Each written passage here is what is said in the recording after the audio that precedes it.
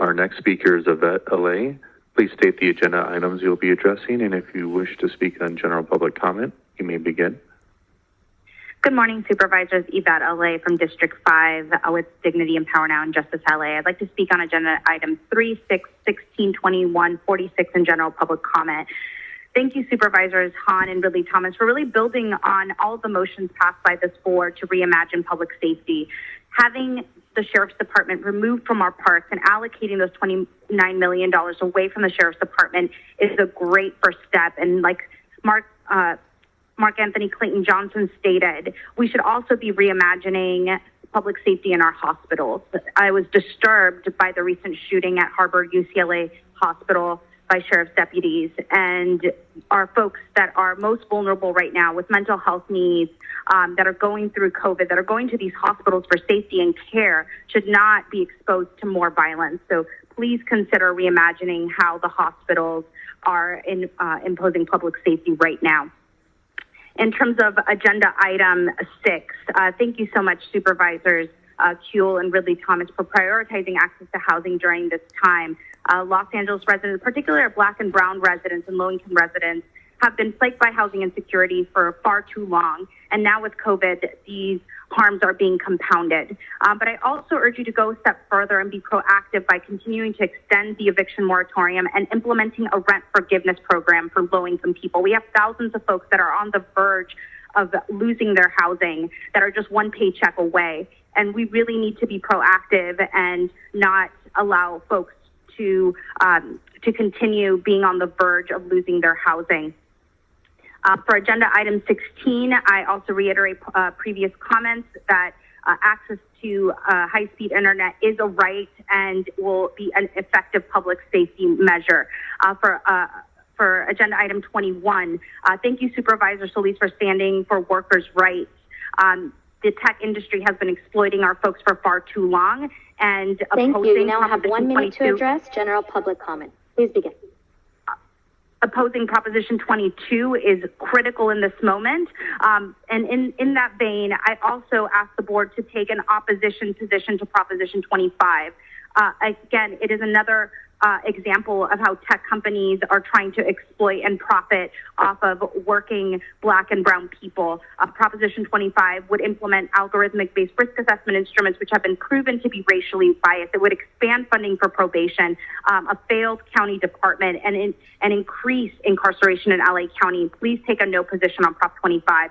And then lastly, the report on AB 109 demonstrated how mental health diversion is effective, which is why we should be investing in the Office of Diversion and Reentry. They have an over 86% success rate. Compared to the Sheriff's Department's high failure rate, it's a no-brainer. Dollar for dollar, investing in ODR is the right move. Our next speaker is Mark Anthony Clayton-Johnson. Please state your agenda items, and if you're also addressing general public comment today, you may begin.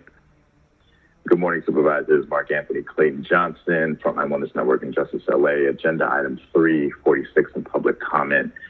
Just want to say thank you to Supervisor Ridley Thomas and Hahn for consistently defending our communities and protecting our communities from sheriff violence. You know, parks should be places and spaces of safety and recreation. Instead, they're often places where our folks are on edge because of law enforcement presence and law enforcement violence, especially when you have a sheriff's department that scoffs at accountability, that rejects independent investigations and monitoring, that lies to the public, and a sheriff whose inadequate leadership has given license to deputy gangs who harm our communities as an initiation ritual. And so this is the sheriff's department that is patrolling our parks, but other spaces of care like our hospitals. And so we support moving $29 million out of the Sheriff's Department into the Department of Recreation for community-based violence prevention and intervention.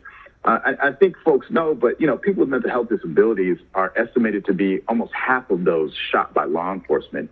And the brutal and tragic incident of a sheriff shooting of a patient at Harvard UCLA Hospital last week demonstrates that our care facilities are part of that pattern. And so you've received numerous letters from healthcare providers, many of whom are on the line right now to give you public comment because they've seen the way sheriffs intimidate their patients, threaten doctors and nurses, and to providing them with patient information that they should not have access to.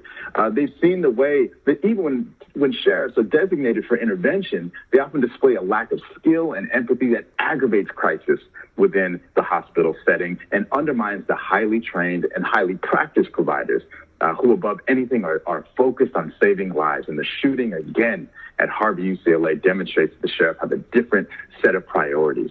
And so the presence of sheriff and law enforcement in our care facilities not only undermines the practice of care, but it betrays the trust that we as community members should have to pursue life-saving services. Thank you. You now have 1 minute to begin your general public comment. Please begin.